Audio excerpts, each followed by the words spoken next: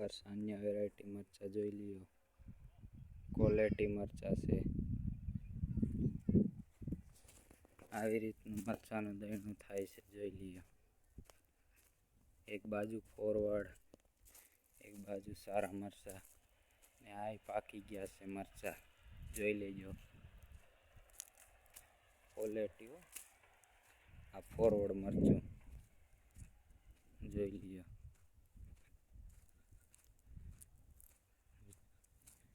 એક નંબર મરચું જોઈ લ્યો.